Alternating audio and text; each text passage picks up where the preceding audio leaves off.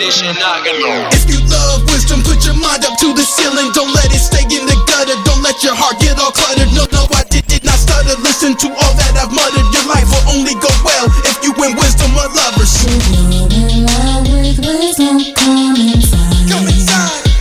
Come inside. The truth will surely rescue you and I. You and I.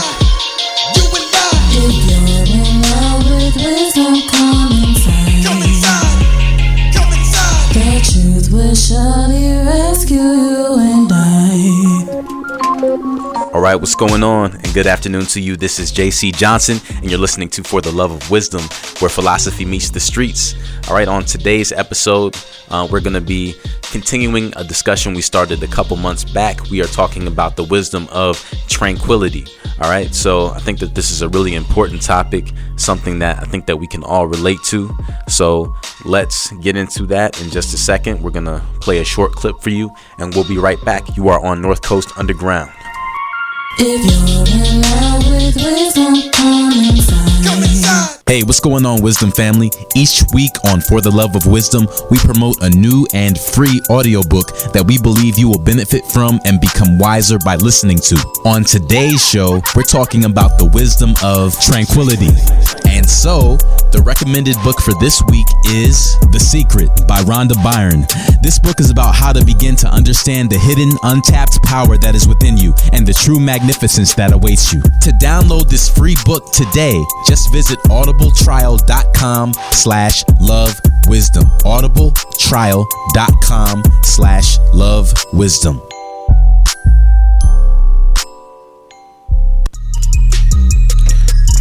All right, welcome back. You're listening to For the Love of Wisdom, where philosophy meets the streets. And of course, you know you're listening on North Coast Underground, where the underground starts with you. All right, so today we are discussing the wisdom of tranquility. Awesome topic. We actually talked about this a little while back. And if you missed it, no worries. You know, you can always listen to old episodes on iTunes, Spotify, TuneIn Radio, Stitcher, iHeart, anywhere where podcasts can be listened to. All right. And also, if you have an Amazon device, you can just say, hey, Alexa, listen to For the Love of Wisdom, and it'll pull that up. So you can do that hands free as well. All right. So we're just trying to make it accessible for everybody. All right. So this show, if you're new, or if it's, maybe something that you're just tuning into after, a long time and you just need a refresher, this show is about philosophy. All right. It's a philosophy show. The meaning of it is, the name of the title actually comes from two Greek words that actually make up the word philosophy. Philo means love, and Sophia or Sophos is another Greek word, and that one means wisdom. So when you put those two together, it looks like philosophos, and that's where we get the English word philosophy, and that literally means love of wisdom. And since we're talking about wisdom, it's important to understand what wisdom is, right? So what is wisdom? It's the ability to discern inner qualities and relationships. It's the ability to have insight or good sense and to make proper judgments. Right. So there's a difference between making a good judgment and judging someone, right? Like improperly. Like if, people always say, don't judge me. But we should want to be judged in certain circumstances. For example, if let's just say there was a crime committed, right? And somebody describes you maybe as a possible suspect, yet somebody else says, no, I don't believe that person could do such a thing. I think that they're innocent because I know this person's character.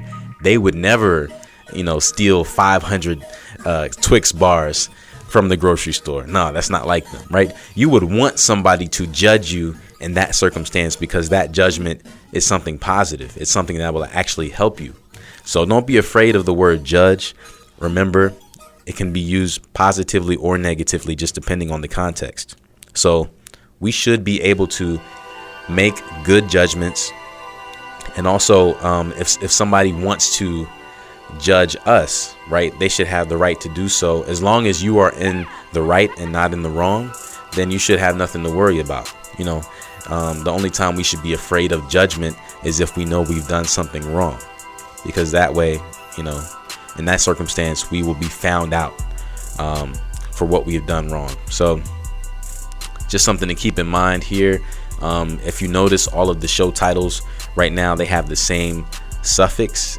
Each of the show titles are ending in ity, like we've had generosity, diversity, unity, tranquility, paternity, everything, right? Priority. We've had a lot of different words ending in ity.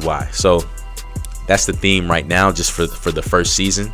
We're getting ready to enter into our second season in a few weeks, and we're going to switch it up. But just as a reminder, this suffix ity, basically, it just anytime a word ends with ity, all it is, it's basically talking about the condition or quality of being that thing, whatever it is. So if we're talking about diversity, it's the condition or quality of being diverse. If we're talking about equity, it's the condition or quality of being equitable. And in this case, it's the condition or quality of being tranquil.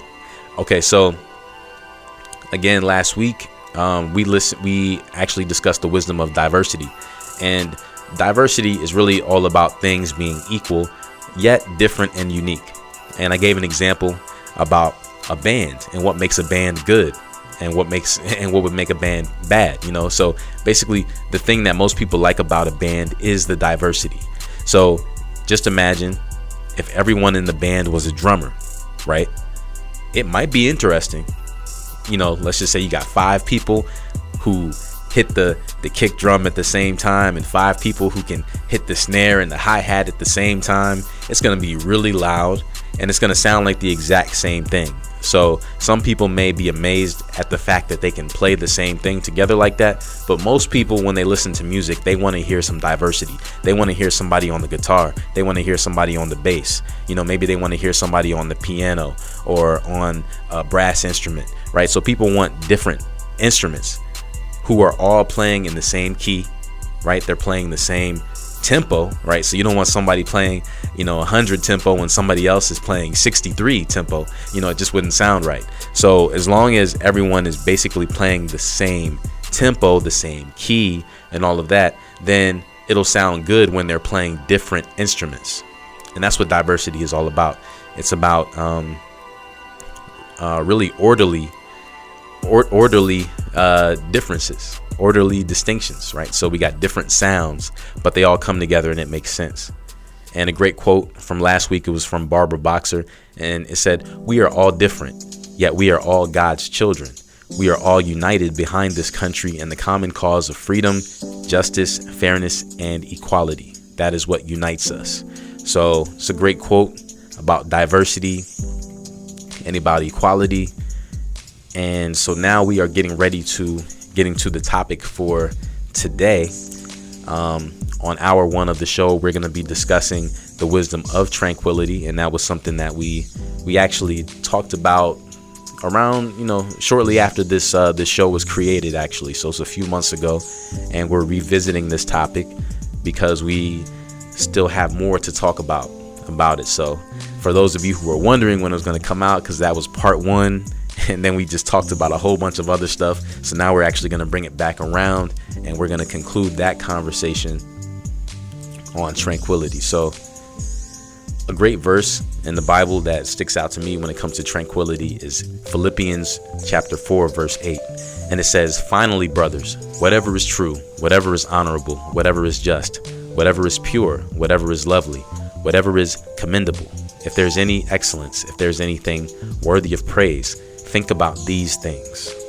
Okay, so I think that this is awesome as we are discussing how to keep your mind tranquil, how to maintain peace within yourself. So before we go any further, let's take a look at what the word tranquility means.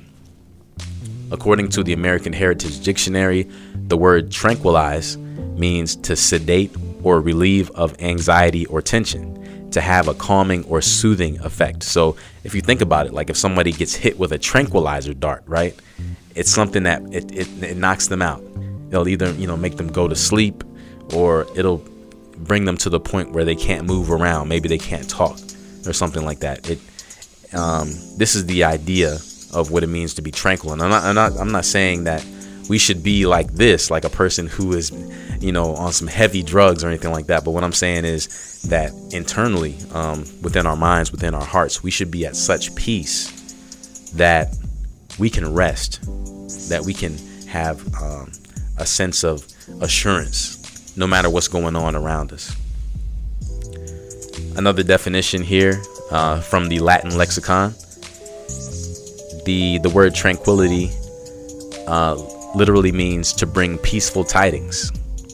So figuratively, it just means calm, quiet, peaceful, placid, composed, untroubled, undisturbed, or to be serene. All right. So, and as we talked about in the first part of the discussion on tranquility, we talked about the serenity prayer, right?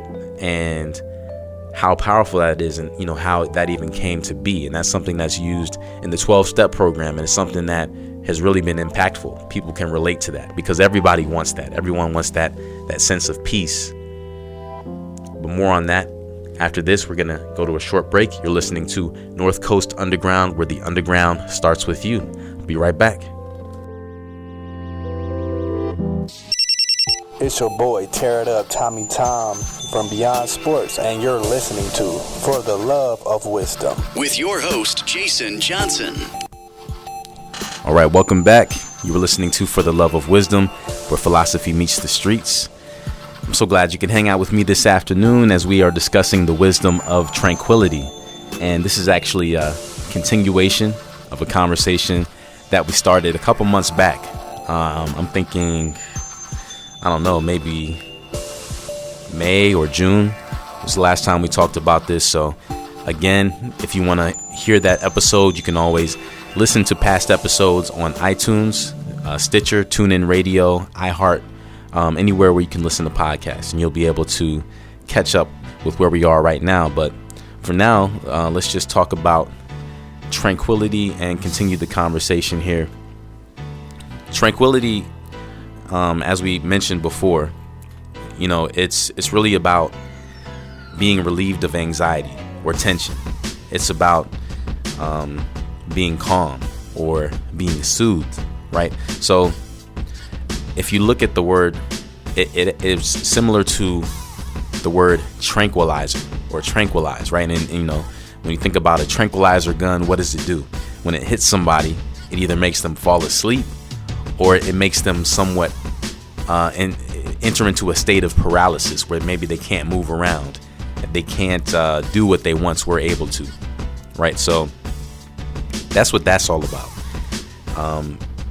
mentally, internally. So we're not talking about, again, being knocked out physically to the point where we can't move around or anything like that, but we're talking about having a state of mind, having a state of being within your heart where you're not moved. You're not moved by life circumstances.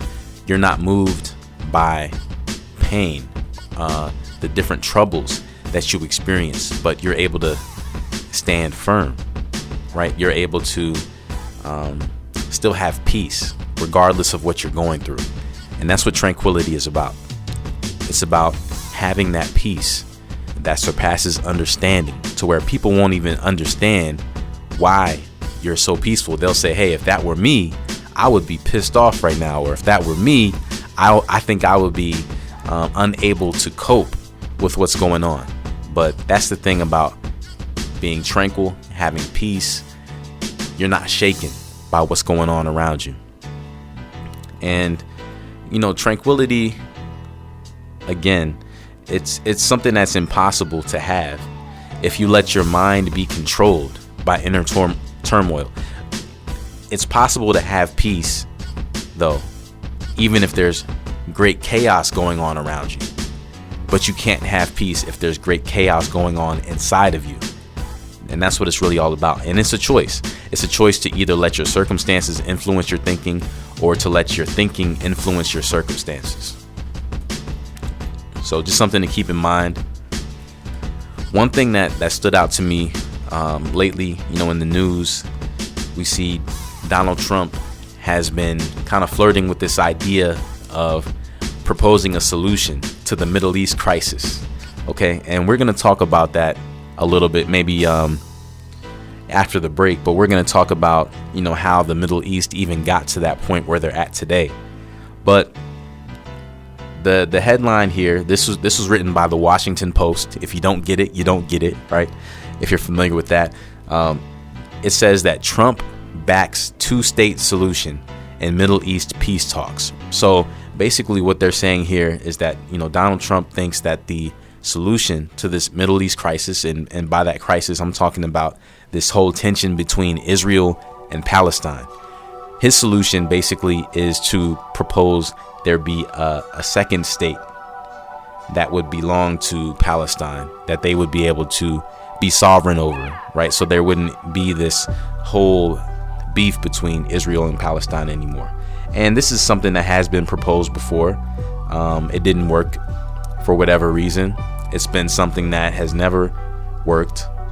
And this goes back thousands of years. So this is nothing new.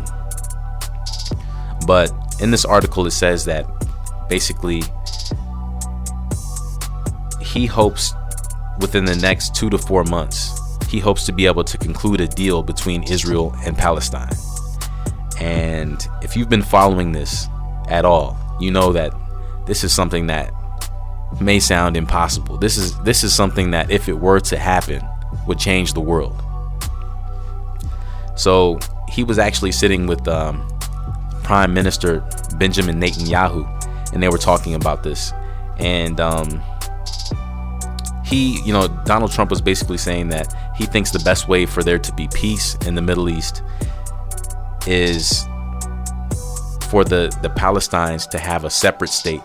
And really that's the most he has spoken about this. He has kind of made inferences before, but he hasn't really taken a real definitive stance on this that people can actually follow. But now it seems like this is the direction that he's going into. And Donald Trump seems pretty sure about this. He says, he's quoted as saying that the Palestinians will 100% come to the bargaining table, and said both sides want a deal. Palestinian leaders have, in the past, they've actually boycotted the Trump administration. So they're not necessarily on good terms with him. And the reason why is because back in December, he said that the United States would consider Jerusalem to be the capital of Israel, and that's not what the Palestinians want. So he's already he's already in a bad place in their eyes, right? So some are skeptical that they're gonna want to come to the table with any kind of negotiation with anything that Donald Trump would be proposing. However, he's confident that they are going to take this deal. And Benjamin Netanyahu said that the Palestinians can have powers to govern themselves. So they're not trying to take away any of that. But he says that they can't have the powers to threaten Israel. And that's what Israel has really always wanted. They've always, it hasn't really been a thing of Israel trying to take over Palestine or anything like that. They even gave up a significant portion of their land back in the 60s just to have some peace, which, it still didn't bring peace. Right. But this is something that they've always hoped would happen so that they can, stop this conflict. And one thing Benjamin Netanyahu said is, he says, peace means that all hostilities cease. Not giving the Palestinians means to escalate the conflict. So that's what they're trying to do. They're trying to stop this conflict from escalating, from going any further than what it really needs to be. So that's the heart behind it. Will it happen? Will it not? It's really hard to say, because this thing, again, like I said, it goes back thousands of years. And when we come back, we're going to actually go over how this whole thing started. It all started back in the day with a guy named Abraham, right? And it's crazy how one decision that he made has infected or it has affected the whole world since then.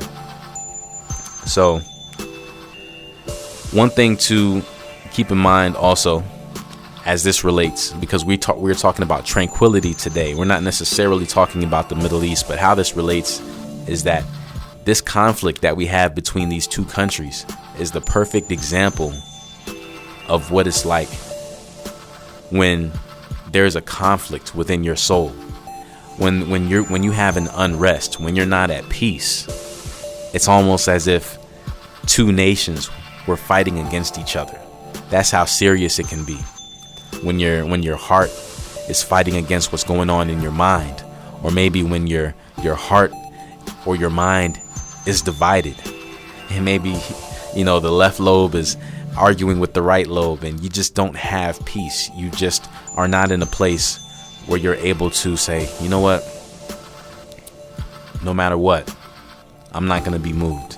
And I think if these two countries were able to do that, to have that kind of peace, that tranquility amongst themselves, the world would be a much different place, right? But more on that after this. You are listening to North Coast Underground, where the underground starts with you, and this is For the Love of Wisdom, where philosophy meets the streets.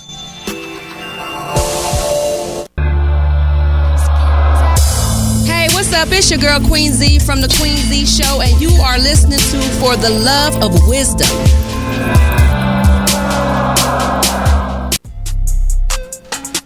All right, welcome back. You are listening to For the Love of Wisdom, where philosophy meets the streets. And of course, you're listening on North Coast Underground, where the underground starts with you. All right, so on today's episode, we're talking about the wisdom of tranquility, right? And we were looking at the one of the headlines that's in the news. This actually just came out a couple days ago, and this is talking about how, well, actually yesterday, and this is talking about how Donald Trump is proposing a two-state solution in order to solve this conflict between Israel and Palestine. And so one thing I said before the break, I said that I was going to kind of go over how we even got to this place in the first place. Why is there this great beef between Israel and Palestine? All right. So it all goes back to a time when a guy named Abraham, if you're not familiar with him, he is a central figure of the Bible. He is someone you can find in the book of Genesis who God gave a promise to, and he told Abraham that he was going to be the father of many nations, right? So he promised that he was going to give him a son, and through his son he was going to birth this great nation. And the thing about it was that Abraham at the time was old. I believe he was 75 when God first told him this, and his wife was also of age as well. And so both of them, they were like, well, I don't see how this is possible. I don't see how this is ever going to happen. And if you think about it, I mean, most women now, they go through menopause, somewhere within their 40s and their 50s, right? So we're talking about them being up there in age, right? Beyond 60. And God is telling them, you're going to have a child. So it didn't happen. 25 years go by, still no child. Okay. So at this point, they're even older, right? And so they're thinking, I don't know if this is going to happen. I don't know if God knows what he's talking about here. So maybe we missed something. Maybe we need to take matters into our own hands. And this kind of leads to why we see things being the way that they are today between Israel and Palestine. So basically what Abraham and Sarah decided, they decided this together. So don't just think this was Abraham's idea. They both decided together that what they were going to do is they were going to use Sarah's maid servant, because back then, a lot of people, they had like women maid servants that would live with them and take care of a lot of the household duties and things like that. And so this woman, Hagar, she was younger, right? And she was of childbearing age. So they figured that she would be the perfect person to be able to have a child with. So with Sarah's consent, basically what Abraham did was he and Hagar, they had sex and they produced a child together, right? And this child's name is Ishmael. Now, the whole controversy with this is that even though this was a child, this was a son that Abraham had, God said, no, this is not the one that I promised to you. This is not the one that I was talking about. So basically what happened is that Abraham eventually ended up having another son, but he didn't have this son with Hagar. He actually had this son with Sarah, even though both of them were much older at the time. I think Abraham was 100 and Sarah was about 90 at the time. But, God, did fulfill the promise he gave to them, and they had a son named Isaac. But the whole thing is basically that everyone who is a descendant of Isaac, these are people who are associated with modern day Israelites, because Isaac had a son named Jacob. And guess what Jacob's name was changed to? Jacob's name was changed to Israel. Okay? And so everyone who came after Jacob or Israel is called children of Israel. They're called, a child of that lineage, basically. So these are who we consider to be the Jewish people of today that are living in Israel. Yet anyone who came from Ishmael, which was Abraham's first son, these are people who would be associated more with modern day Islamic people or Muslims, right? Because, both sides kind of went in two different directions. And God promised Abraham that he would still bless Ishmael and his descendants, even though he wasn't the promised child, right? But because Isaac was the first child that was really supposed to have all of the promise, all of the blessings and everything, he was blessed as well. So you have these two men who both have been blessed by God, whose descendants are blessed, but they're going in two completely different directions. So this is the reason why there's this beef between Israel and Palestine today, because the whole thing is God not only gave Abraham the promise of a child, but he also gave him the promise of land and a place where his descendants could live. And so it just so happens that these two areas, Israel and Palestine, they're really all a part of one big area. It's this land of Canaan. It's the place that God had promised to Abraham initially. And that's why they're fighting over this land to this day, because both sides are basically saying, hey, I have a right to this land. So Israel's saying I have a right to it. Palestine is saying I have a right to it. And it's really hard to say who really deserves it right now. According to the Bible, most Jewish and Christian people would say that this land rightfully belongs to Israel, because the promise was initially given to Isaac, or to the descendant of Abraham, which was supposed to be Isaac. Yet the Palestinians or Muslims, they will say, well, how is that right? Because Ishmael came from Abraham, so he's really the one who deserves the land. We are the true descendants of Abraham. We were the first, because Ishmael was the firstborn, right? So that's the whole thing about it. But one thing about the Bible, it does say that, the first shall be last, the last shall be first, right? So it's not always just about who was the firstborn and who was not. Ultimately, it comes down to who God has chosen and who God has not chosen. So that goes into a whole nother thing, right? And people, that's why there's this great controversy. Who's right? Are the Muslims right? Are the Jews right? That's what this whole thing has been about for the last few thousand years. And that's why there's so much controversy between these two countries. And I don't think, as well-intentioned as Donald Trump or anyone else might be, this is not going to be solved with a simple treaty. This has been going on for a long time, and it's been going on for a reason. Ultimately, when someone thinks that they're right about something, and they've been willing to hold on to it for this many years, It's something that's not going to just be solved with simply sitting down with over a cup of coffee and signing a couple papers, and that's going to be it. It's much deeper than that, right? This thing goes way back. But it's going to be interesting to see how all of this transpires. Things have been heating up in the Middle East lately, and only God really knows how this is all going to turn out. The best thing that we can do is, pray for them and pray for ourselves as well as a nation, because whether we like it or not, we're right in the middle of all of this, and whatever happens there is going to have an impact on us. So let's just keep that in mind, not to scare you or anything like that, but it's just reality. We can't be so United States centric that we don't pay attention to what's going on in other parts of the world. It's important to be aware. But more on that after this. We're going to play some music and then come right back. You're listening to North Coast Underground, where the underground starts with you. This is your girl, Juicy Jazzo, and I wanted to let you know I'm all about wisdom. Knowledge is power, power is money, and money makes the world go round. And you're listening to For the Love of Wisdom right now, bleeding out your speakers.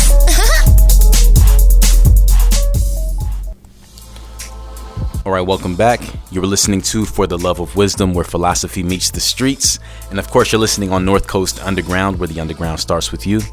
All right, so right now we are talking about the wisdom of tranquility. And before the break, we were discussing this whole controversy between Israel and Palestine and how it all got started. And really the way that it got started was because Abraham, who's a guy in the Bible, in the book of Genesis, he was promised a son, and the son though was supposed to come through his wife Sarah. Abraham ended up having another son with Sarah's maidservant, and her name is Hagar. Now this was done with Sarah's consent. However, it wasn't done with God's consent, apparently, because this wasn't the promised child. Now God still blessed the child that he had with him, whose name was Ishmael, but he said that basically there's still another promised child that needs to come from this. So basically that child was Isaac, and these two men, and their descendants have been pretty much battling ever since, and this was thousands of years ago. The descendants of Isaac are modern day Jews, or those who live in Israel, and the descendants of Ishmael are Muslims who are in Palestine, right? And the whole thing is, who deserves the land more? Is it the Palestinians or is it the Israelites? So it's an interesting thing. It's pretty interesting how this has all happened throughout the years. People always talk about peace in the Middle East, but unless one side is willing to basically denounce their entire lineage, their heritage, and say, we were wrong, you guys were right, unless that happens, which is very unlikely, I don't think that there's ever going to be any true peace in the Middle East. And I think that the most important thing is, regardless of whether or not there is peace within a country or within a job or within any kind of context, the main thing is, do you have peace inside of you? Do you have internal peace? Do you have mental peace? Do you have peace within your heart? Because that's what really matters. That's the only thing that you have control over. We don't have control over whether or not there's peace in Cleveland, or if there's peace in Detroit, or if there's peace in Kuwait, or if there's peace in Sudan, right? We don't have any control over that. All we have control over is whether there's peace within ourselves. Now, one thing that we talked about also earlier is that the book of the week for this week is actually The Secret. And I think that The Secret is a really powerful book because it talks about really how you can kind of take control over your thoughts, because your thoughts ultimately impact the outcome of your life. And here's just a couple quotes from the book that really stood out to me. One of them here says, be grateful for what you have now. As you begin to think about all the things in your life that you're grateful for, you will be amazed at the never-ending thoughts that come back to you of more things to be grateful for. You have to make a start, and then the law of attraction will receive those grateful thoughts and give you more just like them. So that's pretty powerful. Again, this just goes into how what you think ultimately influences the outcome of your life. If you have good thoughts, if you have grateful thoughts, then that's what your life is going to be like. But if you are just, complaining, or you're only thinking about the negative, it's going to be hard to either see or experience positive outcomes. So that's a pretty good quote from the book there. Here's another one. It says, there is no such thing as a hopeless situation. Every single circumstance of your life can change. And that's really powerful. That's really important too, because basically what this is saying is that nothing is too bad, right? Nothing is too harsh. Nothing is too far gone. Anything can change. What it is, though, is that you have to just be willing to believe that. You have to be willing to understand that anything can change. If you don't think it can change, then most likely it won't. A lot of the times it depends on you. Another one from the book here is, it says, a lot of people feel like they're victims in life, and they'll often point to past events, perhaps growing up with an abusive parent or in a dysfunctional family. Most psychologists believe that about 85% of families are dysfunctional. So all of a sudden, you're not so unique. And this is really important too, because I think that this takes away excuses for a lot of people. Now, not to make light of anything that anyone has been through, but this is basically saying that when you talk about a dysfunctional family, this is not something that's uncommon. It's not like only 5% of the world have people who have come from a dysfunctional family. What this is saying is this is the majority, 85%. So 85% is the majority. So most people come from a dysfunctional family. Why is that? Because we live in a dysfunctional world. There's a lot going on in this world, a lot of evil going on, and it's nothing new. It's nothing uncommon. Another good quote that stood out to me, it says, if you are feeling good, it is because you are thinking good thoughts. Remember that your thoughts are the primary cause of everything. So that's a pretty good one right there. Something to really keep in mind. Ultimately, this is saying that your thoughts are going to influence the outcome of things. So it's pretty good. So that's pretty much it for the topic of tranquility for now. When we come back from the break, we're actually going to be discussing a new topic. So just stay tuned. You are listening to North Coast Underground, where the underground starts with you. And this is your host, JC Johnson, for the love of wisdom, where philosophy meets the streets. All right, we'll be right back in a little bit. Stay tuned.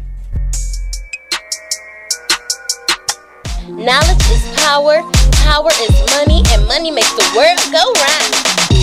Money, power, respect, I get it. Higher, learning, yeah, I'm with it. Only get better with time, keep got on my mind with wisdom. There's no limit, there's no limit. Get up and get it, can achieve the impossible, conquer every obstacle. Exhausted from grinding, constantly pushing, do what they say I could.